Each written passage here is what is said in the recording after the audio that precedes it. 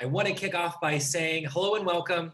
Of course, my name is Cody. I'm the Director of Coaching Operations at Paragon One, and I am so honored and excited to be here helping to kick off today's session.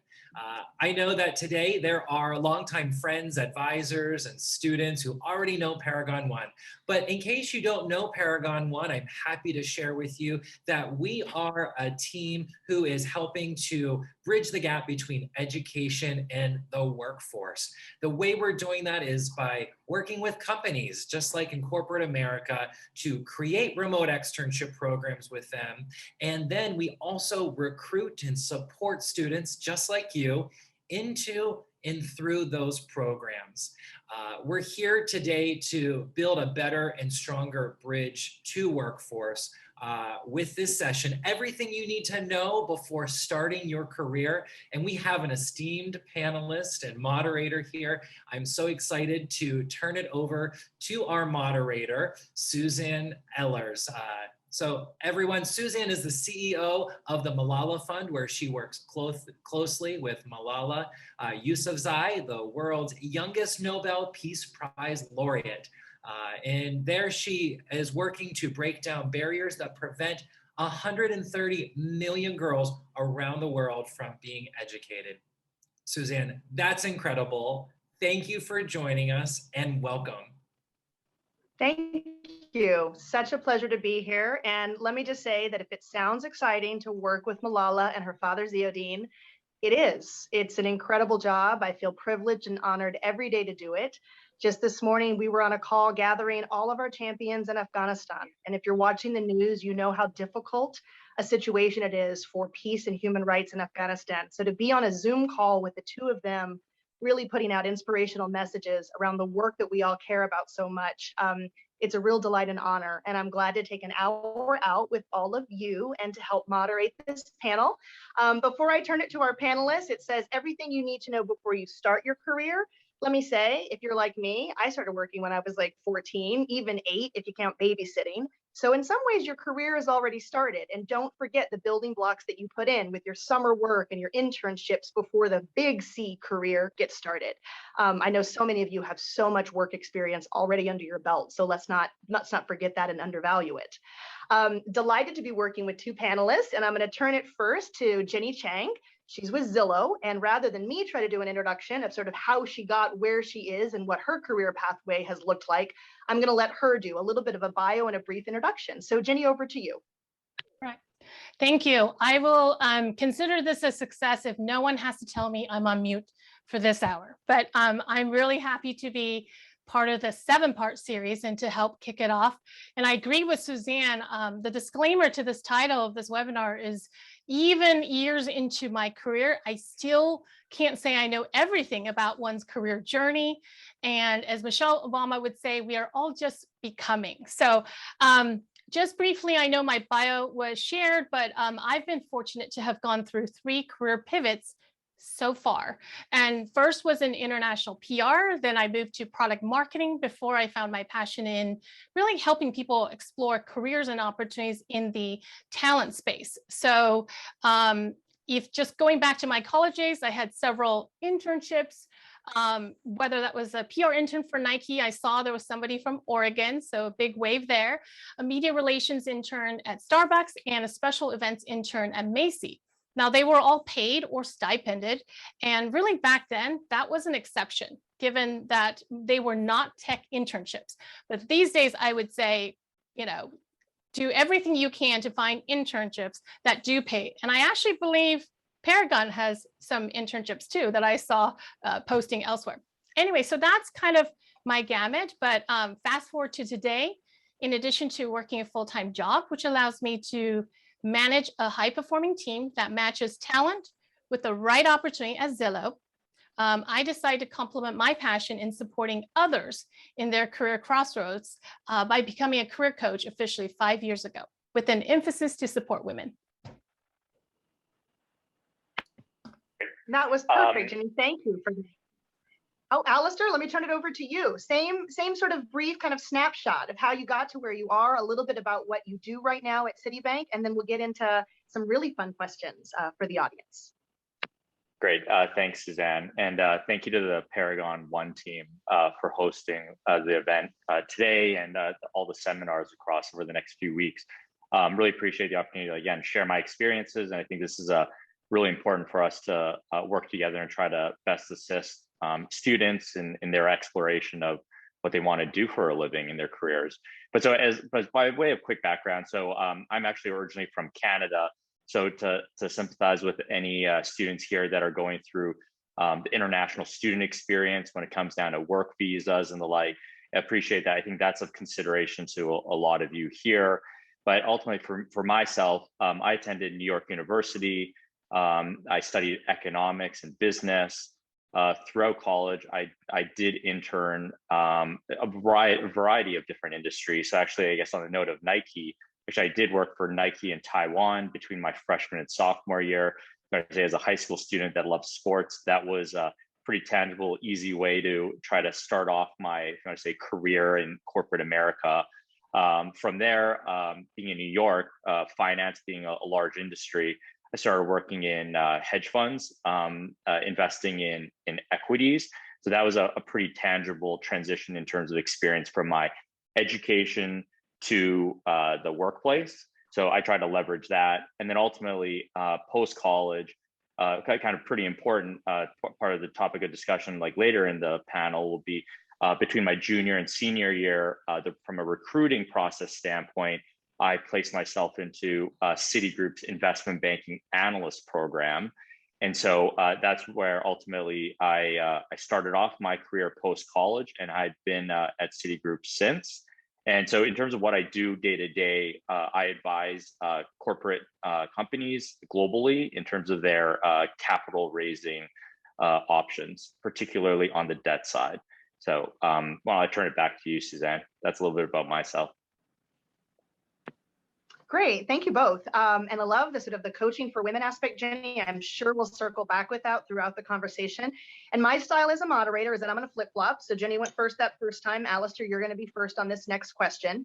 We've got a couple of questions lined up between us, and then we're opening it to the audience. And I think you all know that there's a way to sort of drop your questions in the chat, and Paragon's sharing them with me, so I'll know who I can call on. So get ready with some really good questions for our panelists. So my next one is, the webinar is about everything you need to know before starting your career. And Aleister, give us one piece of advice you wish you'd gotten before you started yours. I say don't hesitate to ask more questions and more pointed questions to career professionals about what they do for a living. And I think in your interactions with all these different professionals, it's helpful to be polite in your discussions, but at the same time, I think they would also appreciate that the position that you're in of exploring those career opportunities. So definitely when you build those relationships, like potential mentors, is to ask the real pointed questions of like, hey, what do you do day to day? Like, what is your work-life balance like? What did it take for you to get to that position? And also, like what do you intend on doing maybe after that, after your current role, if that is the case? So I think like just asking questions like that really help frame the actual role that you have, because otherwise I think oftentimes when you start off your career, you may have this idea of what that profession is or what that job is, but it could ultimately be very different. And I think it's some of those interactions that you have with those professionals, if you were to ask those more pointed questions, it would be a really good way to understand it ultimately. But yeah, I think the benefit for, let's say, my industry is that if we have a very robust recruiting process where we do try to instill that in our candidates, right, to educate them on what we actually do. So, but I do hear that a lot for students that are exploring other industries where maybe when they're getting into it, they don't fully have an appreciation of what that role is on a day-to-day basis. Yeah, I think that's a great reflection. And I'm already talking to my 14-year-old daughter about what she sees herself doing every day, not even the topic, not the subject, not the industry, but does she want to be at a desk? Does she want to be problem solving? Like really what the day-to-day experience looks like, I think is sort of one important kind of pointed question that we can ask in the early stages of career. Ginny, where would you come in on that? The sort of piece of advice that you wish you were told before you started your exciting career path? I actually have two. And it's funny you mentioned about your daughter. My daughter's 12, and I could actually give her free coaching all the time, but she's not really into that yet, you know? And so I think some of the things I'm thinking about is what I want to like instill in her as she, you know, gets a little bit older.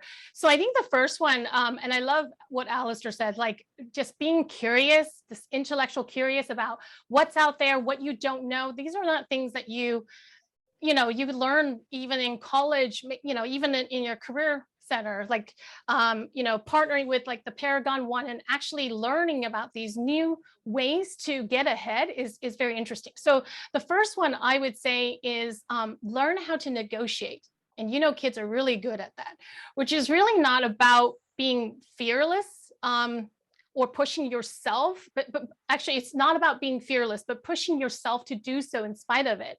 And I'm not just talking about negotiating for pay, which all of you will get to do in your lifetime, but rather develop the art of persuasion, something that you need to do every day to influence, whether that's personally or in your work or for even that next promotion. So that's one. And the second one I really like is actually when I hate when I say when I was younger, but we didn't really have a lot of amazing templates or tools and resume optimization platforms, and they do that now. And I'm actually just going to share one on the chat just for everyone in case people are curious. It's a free service, but essentially think of your resume as your blueprint. You can upload it, add a job description or an internship description you're interested in, and it will actually give you a matching score. And then it gives you an opportunity to review and improve, because sometimes it's just about the keywords. People just use different keywords. So those are two things that I wish people would have given me a bit more advice or push on. That's great. Thank you for, again, sort of really practical tips, sort of resources to follow up on. We'll make sure that Paragon makes all of the tips and tricks that we drop in this chat available to all of you afterwards. So next question, for students out there who are really interested in working for your companies, the companies where you are at now, can you give us some specificity about various programs you're offering, internships or co-ops, work shadowing programs? What are things that sort of the students in this audience should be aware of if they want to engage more greatly with your brands? So Ginny, I'm going to start with you this time. Okay.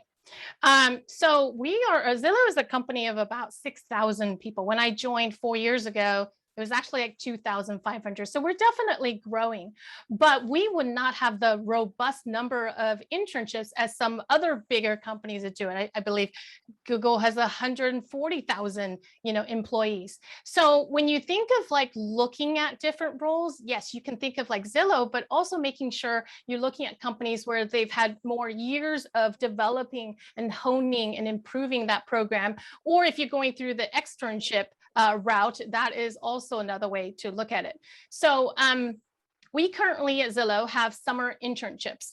I would say most of it is probably in the tech arena. So developers, possibly data science, but we, when COVID hit last year, there were many companies that canceled their internship, but Zillow, what they did was just went forward, and we just did a virtual internship last year, and we also did one today. We also have a small number of MBA summer internships for those people who are in their first year of MBA. And generally, those are related to product management, product marketing, and finance. Now, not a lot of companies have HR or recruiting internships, but for this summer, we actually have 3 people that are placed within our people org, one in recruiting, I think a couple of them in our L&D, our learning development team. So those are also, and they follow the timeline. Like a lot of people ask us about applications. They're very, they're very similar to what other companies' deadline, like in the fall or early year before the summer in internships. Now, I love how Aleister mentioned he came in through a special development program, and we're just starting to do that too. And ours is actually called a business operations rotational associate. And it's really a 2-year program. Our first cohort actually will begin in July 2022, so upon their graduation. And eventually, they basically do rotations about 6 months each in that 2-year period to learn the different teams that they might be able to work on. Excellent. Some really specific and concrete examples, just to say at Malala Fund at a much smaller scale, we also have paid internships throughout the year across programs. And importantly, what you just mentioned, Ginny, that we increasingly offer interns on the sort of like the people and the sort of administrative and operations side of the shop for those who are really interested in, sort of effective governance and what it means to run a productive and successful nonprofit in the industry, that there's a whole set of skills around finance and human resources and operations that we're increasingly recruiting interns to do those jobs and tasks for us over summer programs. So Aleister, over to you. Some concrete examples of what Citibank is offering in this realm. Yeah, definitely. So to give you some perspective, I think Citigroup has approximately 200,000 employees.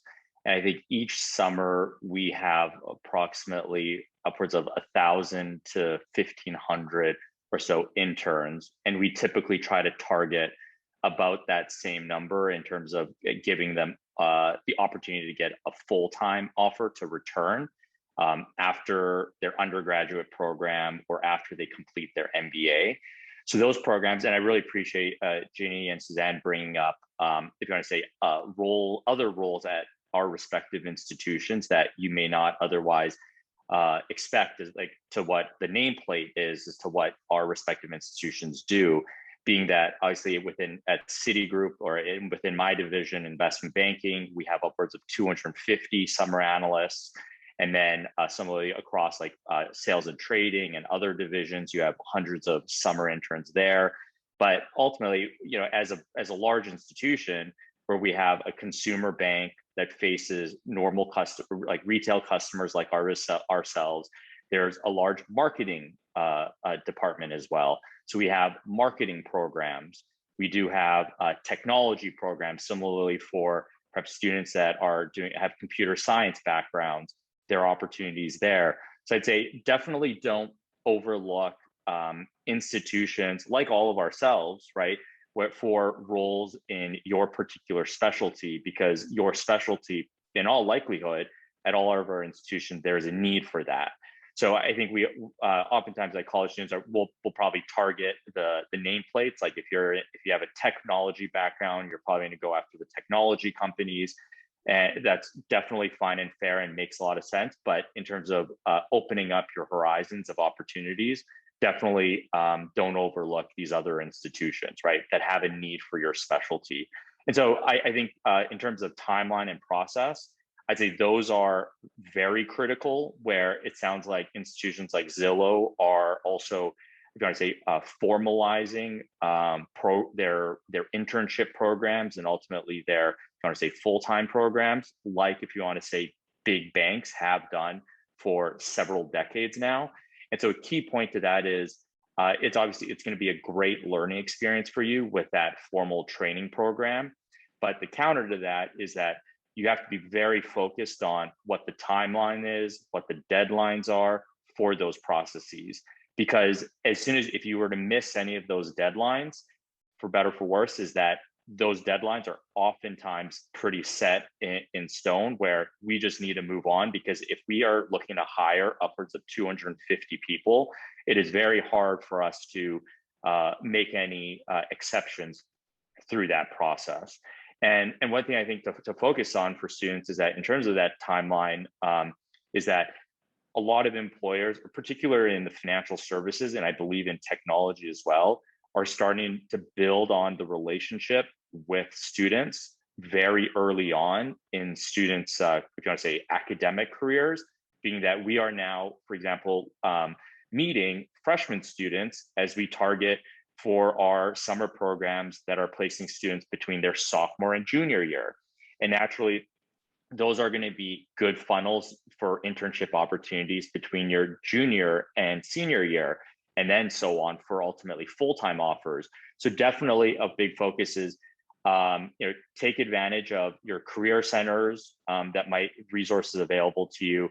Let's say you try to utilize myself as a resource to you in your process, and just you have the internet. A lot of these companies are focused on providing their timelines, deadlines on their websites, and just don't let that pass on by, because again, these are pretty rigid deadlines that we all focus on.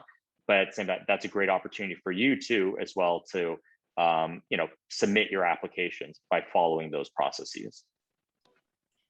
Suzanne, do you go mind ahead, if I please. just add one thing? And I don't think I'm able to paste this link there. It's just not letting me do that. So essentially, I met, both Aleister and I were talking about exploration, and you'll see more and more companies that are starting to host career day seminars or webinars, open houses. So you can, so if you're following your dream companies, and there should be many dream companies.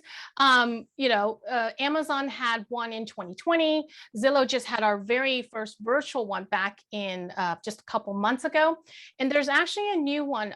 Disney is about to host what they call like a Disney coffee hour or something, where they're actually going to talk about professional, internships. So I think what I'll do is I'm going to paste that particular link to someone directly, and hopefully they can share that with you, or as Suzanne said, we'll just, ship it out with the rest of the comment. Thank you.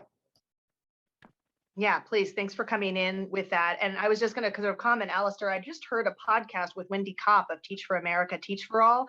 And she made the same observation that this sort of networking and getting to know students is happening so much earlier in the undergraduate career, really, than ever before, which means you've just got more time to think and to build and to network and to really do the research of what's out there.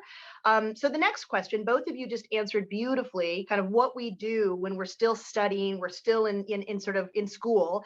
But what about when we're actually in a company? Can you give us some examples of what Zillow and Citigroup both offer in terms of professional development programs that will help mentor and groom young professionals for management opportunities and other leadership opportunities? So Aleister, can you kick off with that one?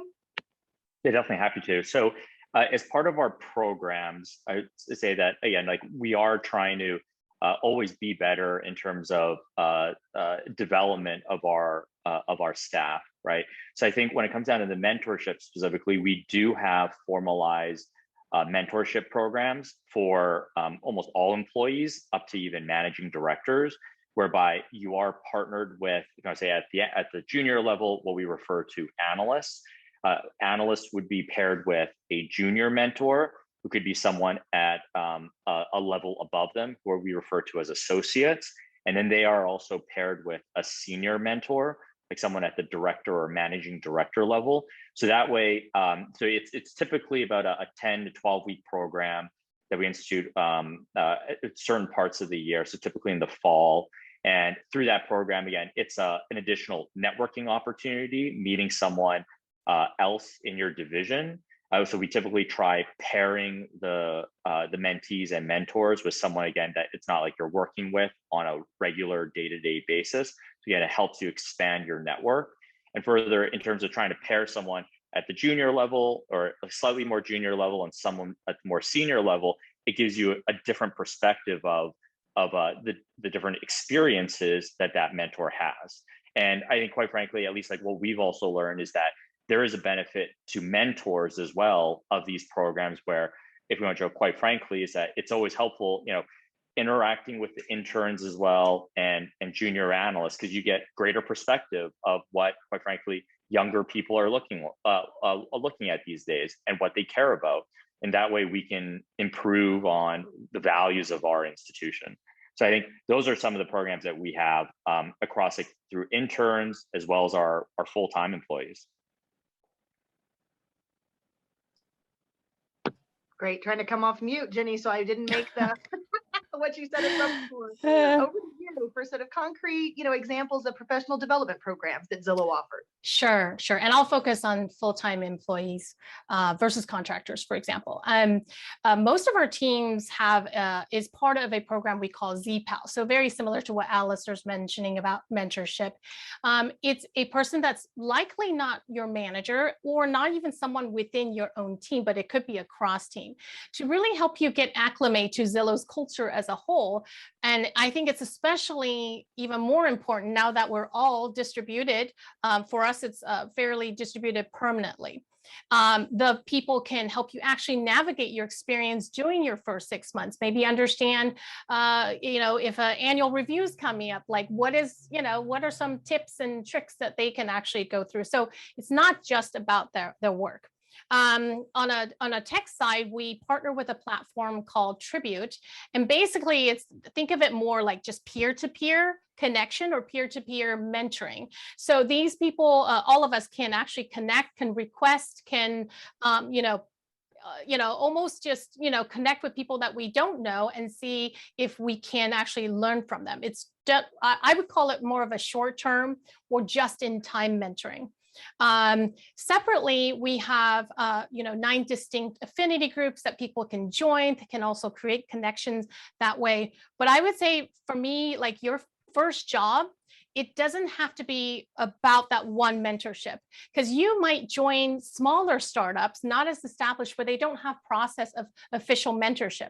So instead of focusing on that one mentor, just rather think of it as learning from everyone that you connect with, understand their impact, like Aleister said, their work, their learnings, maybe it's a path for you. And these can be very casual virtual coffees with leaders or peers, over time. Wonderful. Thank you both for really zeroing in on some of the concrete opportunities that both of your groups are offering. I think it's sort of really central to a lot of the interests that students have joined today's webinar with. So at the beginning of the call, I asked you kind of, what do you wish you'd known, or what do you wish someone had told you at the start of your career? So this is a similar question, but maybe a little more, sort of spiritual and grand.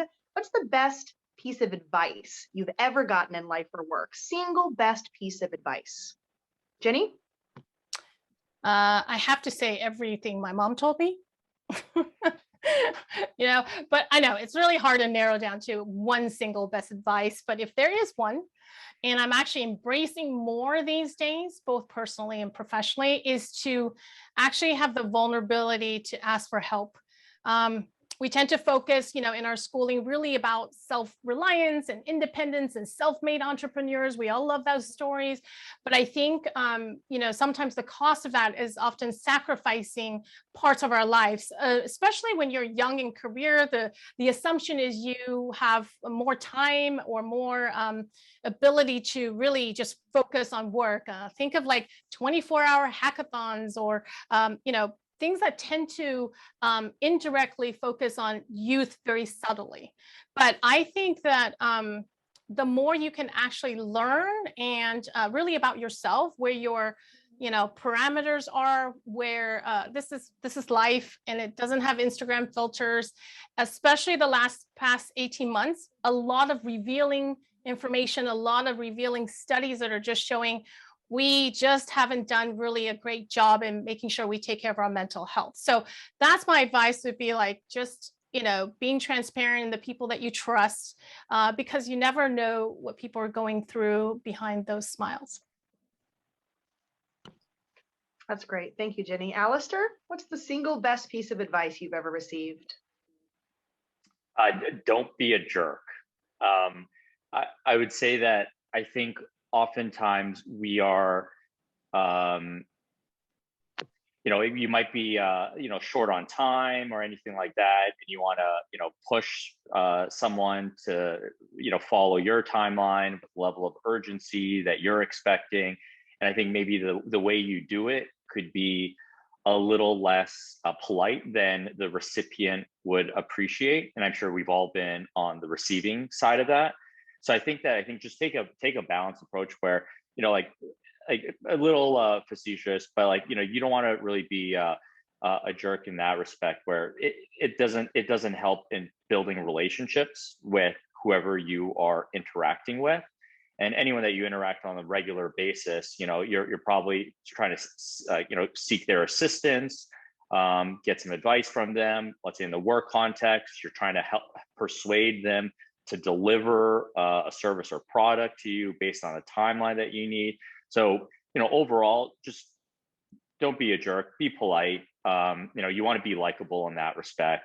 And so I think, again, just take a step back, and we've all been on the receiving side of someone being less than polite. So I think we don't appreciate that, right? So just remember that. But I'd add that I think in terms of what Ginny was mentioning, being honest with yourself. And one frame of mind that I have with, particularly, let's say when I talk to our summer interns, is, let's say, unfortunately, sometimes they don't receive an offer at the very end, is, it's a tough pill to swallow. It's disappointing. But quite frankly, is I think one way to try to bring on some better perspective is that, it's a mutual fit at the end of the day, right? In a lot of these opportunities that we have, where if you don't get the offer, it probably means that you just weren't a fit, in that, it might be in your mind the dream position that you wanted, or a position that you thought you wanted. But quite frankly, I think as you go through those experiences and iterations and those conversations and processes, you just get a step closer to understanding where you might be a better fit, right? So, just be honest with yourself in that respect. And so don't get too hung up on those lost opportunities that, you might really think as being your dream job, because there's always going to be other opportunities down the road. That's great. Aleister, mine is a sort of a similar version of that, which is just to be kind, kind of show up and be kind. There is enough to go around. I say this a lot in the nonprofit fundraising world, where it's such a competitive space. There's enough to go around. There's enough resources out there for us to do the work that needs to get done. And I always find that starting conversations with kindness and generosity just makes friends and expands your circle. And that's actually where my next question is headed. We talked a little bit about mentors and about professional development within organizations. What about this term networking, right? What does it mean? And right, we're in a virtual world and things are kind of coming back to normal in some parts of the world, but things will be forever changed. So how can you talk to us about networking in a way that feels authentic and doesn't feel like we're sort of forcing it or trying too hard? How do we build our circle? How do we reach out across industries and across sectors to learn from others? What are some things that you've done, or what are things that you've seen others do that really make sense to you from kind of a networking perspective? Aleister, I'll start with you. Sure. I think of networking as relationship building, where with that in mind is that kind of in lieu of the earlier question of, being kind, being not being a jerk, being likable, is that I think as part of networking, it's just very natural relationship building, where I think in day to day, any individual that you meet, don't really think of it as, I think as soon as you use the term networking, I think it ends up maybe making it feel like it's a transactional type relationship. But try to frame it as, again, you're just building these relationships that might be more suitable from a professional context. On the other hand, I think we're all people, where it could provide benefit from a professional perspective, but I'm sure, again, we're all people. So we all have to eat, we all have to drink, and we all have to have a balanced life. So with that, there are other experiences that we can share in those relationships that we build in what we always think of as a networking context. So again, I think just try to always start off in those discussions that you have, or those opportunities to network with someone, just relate with them, right? Just be relatable in that instance. And I think when assuming again, we're the audience here being students, is that I think potential, professionals that are employers, recruiters looking to potentially hire you, is that I think we all appreciate and respect that you are at the age that you are, at the stage of life that you are, and we want to hear, your experiences in that. What are you doing in college that's a little interesting and different to maybe what we experienced years ago. So yeah, just I think building on those relationships that you have, like showing your human side, I think is just helpful in terms of, if I say the coined term as networking. And that can end up being useful for both professional and personal benefit. Agreed. Ginny, what advice do you have for us on the networking front? Call it what you will. Well, I'll just add on to it because Aleister really covered really good advice on that. I think of it, if it's just more casual, networking always feels so formal, but just think of it more casual. You're really trying to create fans of you and your nonprofit organization, right, Suzanne? Like as you're networking, you're getting them, you're persuading them, you're telling them your story. And that's kind of part of it. Now, sometimes you have to do just-in-time networking, but I think for the most part, what if we all try to focus on more proactive relationships and really about how can I help somebody else in this networking versus just about me. So and that's why I say like networking is not like, a one-way street.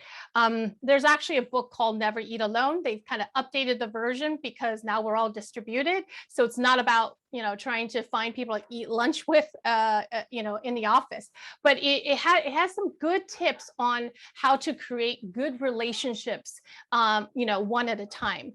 I would say, as a recruiter, I get lots of people reaching out to me to try to connect. And I find, for example, people that reach out to me asking to network, either they've already done some research, right? So instead of saying, hey, what job's great at Zillow, they would be able to tell me, hey, I've looked on the site, I've seen this program, I have, this experience I've applied for, what are some of your advice? So it's really about also quality of that networking versus just, blasting anybody that you're really coming to. Finally, I think maintaining relationships can be more challenging in the networking front than creating new connections. I think people tend to get excited, we connect, we add each other, and then it's like fizzles out. So really taking the chance sometimes to check in how people are. LinkedIn now gives you birthday reminders. I think I got more birthday wishes than I did on Facebook. And usually during the holidays, I will actually reach out, for example, to my coaching clients and really help them saying hello, hope they had a good year, and even help them think about their goals for the following year. So not really networking, just, staying connected. Yeah, I would just add that's a great point, Ginny, and that we're all people. These are all special occasions to celebrate with each other. Whereby I think especially in this instant messaging, iPhone, social media age, where when it comes down to some of these relationships, is that even among friends, family, in a professional context, I think the traditional phone call, is nice, right? I think we often forget about that, where or let's say in the case of in the workplace, it's helpful to, instead of just email your colleague, maybe walk over to your colleague to have the conversation with them, right? That's kind of, at the end of the day, when you have that more personal and human interaction with someone, I think that just helps and reinforce that relationship. And in that instance, you're going to be able to better persuade them if you ever, I say, quite frankly, need their assistance in something.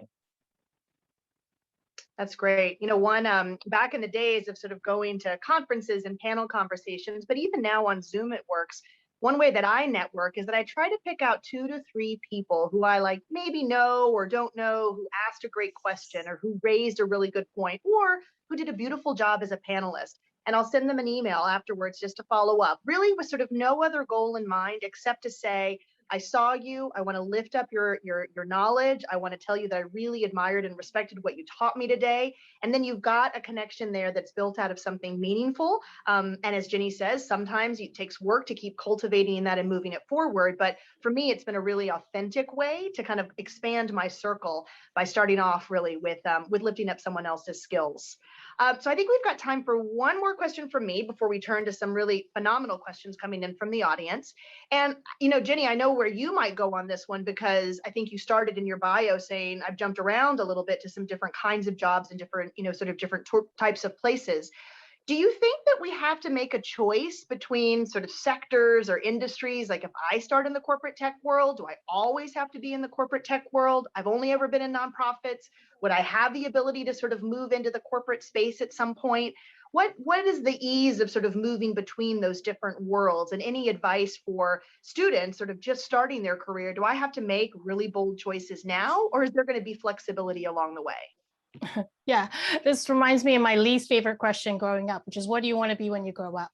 As if there's just one particular job title that you will just, check the box. So I would say with this is, everything that we've talked about, whether it was networking or researching, having intellectual curiosity, all of those will actually help in this particular question, because people ask things like, what is your passion? As again, as if it's the only thing, or you absolutely know. But you can definitely career pivot, move between sectors and industries. All those transferable skills that Suzanne, you've mentioned as they build up is actually there. It's sometimes just finding the way to tell that story, and which is why sometimes your resume and your LinkedIn and your 60-second elevator pitch becomes important, because only you know yourself. But knowing what you can see is like my total experience is leading me to why I think this will be a great impact for the next role. So also, you don't have to do your career one at a time. Like there's this old notion like, well, I'll do this first and then I'll do that. I'm going to do a plug for nonprofit, right? If you are slightly interested in nonprofit work, you can do your day job, but find ways to give back, find ways to connect with organizations like Suzanne. So that's part of it. Also, some people find creativity in doing, let's say, a side hustle. Right? Maybe you are, I'll just use accountant. I'm not saying accountant have, strict jobs, but let's just say they want to find creativity and they can do a side hustle. You don't have to do it one at a time. And oftentimes some of those side hustles become their full-time hustles, because again, you don't really know. So I would say that. And my final thing I would say is, in a world where we are trained to learn about boundaries and saying no, I think in your early career, there's a balance to find ways to say yes. And so to opportunities that will grow you and sometimes scare you. And I've had a couple of regrets where I made a decision due to fear. So I would say, yes, the answer is you can absolutely move around and, find that career path that you enjoy. Cody, I agree with you. Ginny, I love yes and. If this is one thing that comes out of today's conversation, it's not yes, but, it's no, but, it's yes. And just think about incorporating sort of an assets frame in your thinking as opposed to a deficits frame, because everything is possible. Aleister, to you, sort of on this sort of same question. Totally. I would say that I think the key is, even in your current role or within life, is making incremental steps toward what you think you want to do. Does that make sense? Like if we want to all jokes, like we don't all necessarily, maybe know, or maybe not myself, is like know what we want to do for the rest of our lives completely. It's like TBD what that even is that I think just in general, you want to make incremental steps in that direction, right? So if you're at a large company, you could, let's say, transfer to a different department, right? Or if you're within the same group, you can look to work on a different project, right? Where you're going to help develop a different skill set. So through that, I think you just got to do something a little different, test out what you like, what you don't like, and ultimately, though, I think in terms of actually fully transitioning, is that, quite frankly, if you want to put yourself in the employer's shoes of someone in a different industry than your current one, they would naturally want to see something that is somewhat tangible to see how and why you would fit in that new role, right? And so I think when you are in that role, being able to tell that story that, hey, I've made all these incremental steps to, I think, position myself in that new industry, your company, in your industry, I think that positions me well. So I think that, again, is like a framework to really judge what you're doing in your current job, right? So like think about, are you getting to a directionally to a place where you want to be? Sometimes you raise your hand with your manager, your colleagues to see, hey, I want to work on this project or this aspect of the same project that we're working on. So those are just all the little steps that you can take. Great. Thank you, both of you, for a whole host of sort of questions that we'd kind of brainstormed and strategized about together before. So now you get some fresh takes from the audience. I'm going to start our Q&A with a couple of students who are part of Paragon One's externship program. So I'm going to name both of you just so that Mike can get ready to put you forward, because I'm not going to ask your question for you. You are. The first individual is Travis Hurtelou from Christian Brothers University. So Travis, you're up first.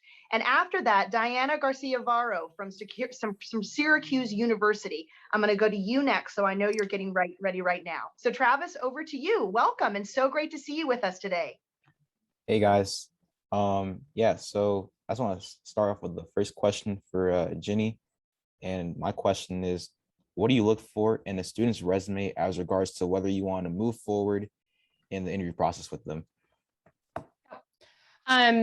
It's actually similar to even professional resumes, because yes, you've all heard the mantra where recruiters may not be, looking so deeply with the resume.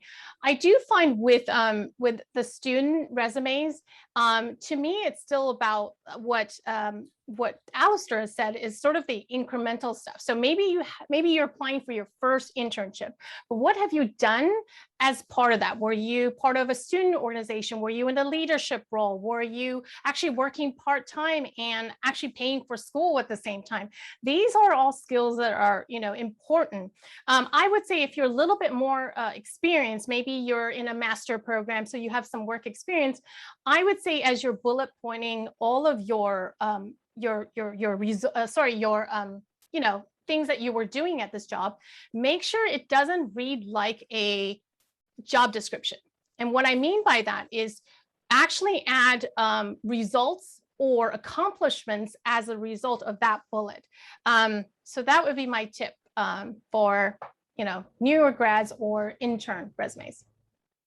Thank you. Sounds good. Aleister, anything that you want to add to Travis's question? Yeah, definitely. I think it's all about building that story as to why this candidate or this resume makes sense for the job that they're applying for, right? So for one thing, I think academic excellence, if you want to say, is helpful. So if you can, strong GPA, strong academic and relevant coursework, I think is also something helpful to show. So I'd say if you're applying for a certain job, if you have certain coursework and it is applicable, definitely try to highlight that up top. In terms of those incremental steps that Ginny and I have been talking about is, the storyline of the experiences that you've had. Doesn't necessarily have to be professional in the workplace, but it could be sports team, or it could be volunteer opportunities that you've had. So I think all those experiences are, in my mind, relevant to be considered. So just consider that when you're building your resume. Sounds good. Yeah, great advice. Thanks, Travis, for the question. And thanks for your involvement with Paragon One. Next question from Diana Garcia-Varro. Welcome from Syracuse University. Hello, I'm Diana. I attend Syracuse University. The Paragon One externship that I did last year was the social media market intelligence with Facebook. And Suzanne, I have two questions for you actually. So the first one being, how did you get involved with the Malala Fund?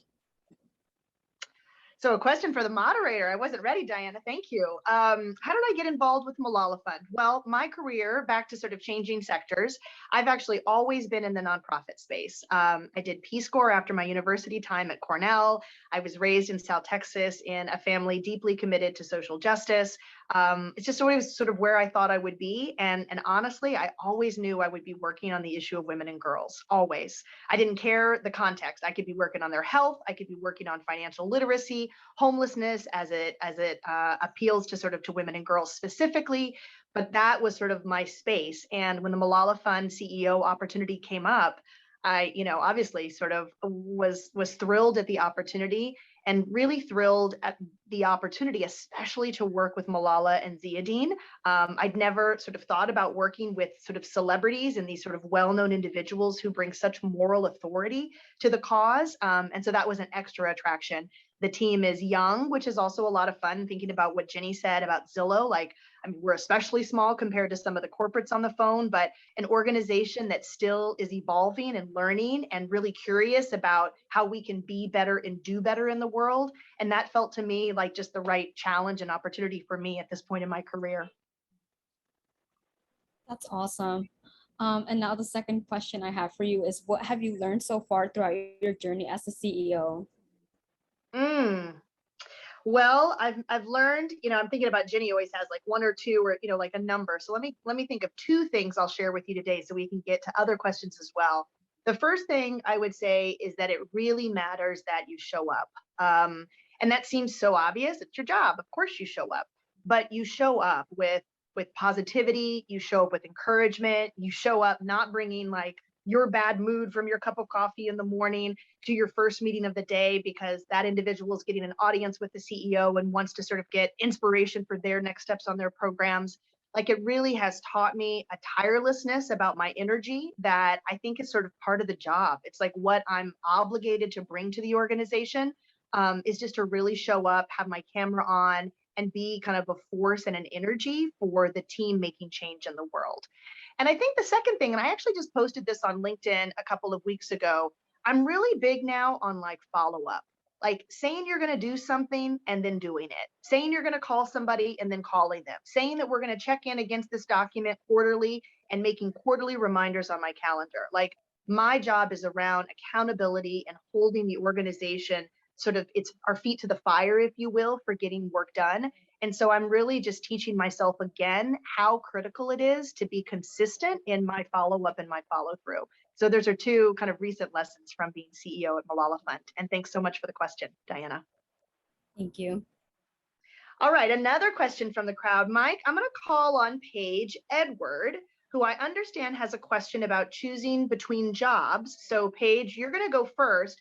And then Marissa Munoz, can you get ready? I know you've got a question about changing fields, and we've talked a little bit about this in the webinar, so I'll be curious to hear your specific question. But Mike, let's turn it over to Paige first. Sorry, she needs to turn on her video for me to bring her up. Okay, Paige, turn on Here your she is. video. Yep. We want to see you. There you are. Welcome. Hi, I believe my question was, if you're interested in a specific job in a field, but it doesn't pay very well, meaning you'll just barely be making it, is it probably better to go for jobs that would be in a similar field but would have better financial gain? I feel like Aleister, you should take this one. Oh, thank you, Ginny. No, that's a great question, Paige, and I think that's something that I guess to the theme of all of us being honest with ourselves is something that you have to reflect on, being a balance of what is like sustainable in terms of what your goals are in life, what your aspirations are, or what your, quite simply, like what your day-to-day lifestyle is, right? So I think that what we always like hope in terms of any profession is that at minimum, there's going to be a level of compensation that is like sustainable for your basic life needs. But in terms of, if you want to say in excess of that, certain standards of living, like certain places that you can live, right? Like let's say like New York City, San Francisco are more expensive cities. So it's just something for you to consider, right? It's a balance of, again, like being honest with yourself and figuring out that balance that I think all of us are trying to do on a day-to-day basis. And sorry, I didn't mean, Aleister, you answer that just by yourself. I meant first. Yeah, no, I agree with all of those. I do think, for example, I had student loans before I left. So there's, before I left college, so I had some considerations as well. But again, your role might be fluid. So you may start off with a role that may not be paying as well, but as you add those skills and transferable skills, you might find yourself in, maybe just slightly different role that pays more. And it also, you do have to consider, verticals, right? There are some verticals or technology firms that will pay more for that same role that you're just talking about. I'm not sure if you're referencing of that. Other people, let's say, I know people who, let's say journalists, where there may not be always stability, but what they do is they do other consultations or they do additional freelance writings because it's their passion to supplement that information. And, when the pandemic hit, actually, in 2020, lots of people actually moved back home, right? Who had the ability to actually take that time and reset themselves, partially for financial planning in the future.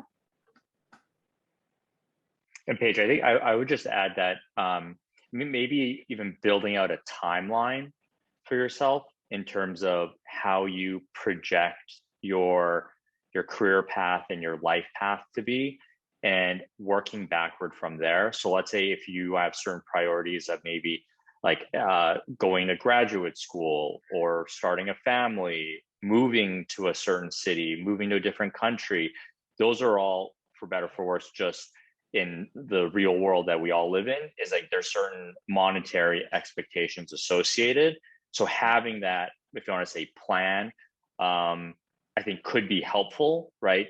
Because I think we all fall guilty of trying to satisfy what we need in the immediate term, right? So sometimes it's just helpful to take a step back and build that timeline out. And sometimes you have to pivot. That the projection of your career path will change. Like I'm sure all of us here on the panel can speak to. It's like our career path have changed. Like life throws curveballs at us, and we'll just deal with it as it comes. But at least when you start off, it's helpful to try to at least establish that timeline, write it down, and work toward it, right? And then you'll have an idea of how to balance some of those economic decisions that you're juggling. Great. Thank you for the advice and for the great question, Paige. I know we're almost at time. There's so many great questions. Marissa, I called you, so I feel like I've got to have Mike pull you up and ask your question very quickly, but we're gonna have to wrap up. I can't even see Tammy and Cody. They're probably telling me to sort of pull this to a close. But Marissa, can you ask your question? Yes, definitely. So I am good. I'm in a master's student right now, and I'm doing a health data science program. So my question is, I'm just transitioned into this field because I realized this is what I want to do. But I don't really have much experience in data science, hence the master's. So how would you kind of transition or navigate into a position that will give you the skills that you're looking for? And the reason I'm asking this specific to data science is because some of these applications, and they're just like a lot, and they kind of are very technical. So if you don't really have a very technical background, how would you navigate to get those skills and then in order for you to get an internship? All right, so that's a little bit about changing fields and getting noticed, and I'm giving literally 30 seconds each before I sort of close us up. So Ginny or Aleister, who wants to kick off with an answer to Marissa, which we know will be inadequate and not enough, but it's a start at least. Yeah, I was actually to jump in. I'd say sorry, Ginny, but in terms of jumping in online programs, there are plenty of online resources available. I think start off with that. There are online, potentially cost-based programs that, in other words, there are some that are free. So leverage that best you can. There are groups through Facebook, like LinkedIn as well, where tap into those resources where you can try to leverage that best you can. But the internet is the beauty of the internet these days. Thanks for that, Ginny. I was just going to say, I'll put my LinkedIn if you have further questions or anybody else that didn't get their questions answered. I'm sure Aleister and I would be happy to follow up. Right, Suzanne, follow up? Right. Okay. So just quickly, I would say, well, I don't know what program you're in, but I'm sure there are former graduates of that program that are currently in the field somewhere. You can tap into them and ask them, well, how did you actually get on a job? How did you actually network? And really start there. Wonderful. That was like Awesome. the Thank you. lightning round at the end. Thank you, Marissa, for your question and for your patience with us as we sort of rush through. Thank you, everyone. Thank you, Ginny. Thank you, Aleister, Paragon One, for pulling us together. We're the first in a series. I hope you will join every webinar from this point forward. Next week, I think we've got how to be the most employable Gen Zer, and we've got terrific panelists from both Pfizer and Cargill. And with that, I'm going to wrap up my duties as moderator. I'll turn it back quickly to Paragon One if there's anything, Cody, that I'm supposed to say before we close. But what a delight and honor to work with all of you. Thank you. +1, Susan, Ginny, Aleister, Susan, thank you so much, students and attendees. Thank you for your time. And we look forward to seeing you next Friday at 2 p.m. Don't forget to click on the link in the Zoom chat and register for next week's webinar. Thank you, everyone. Have a beautiful day and a great weekend.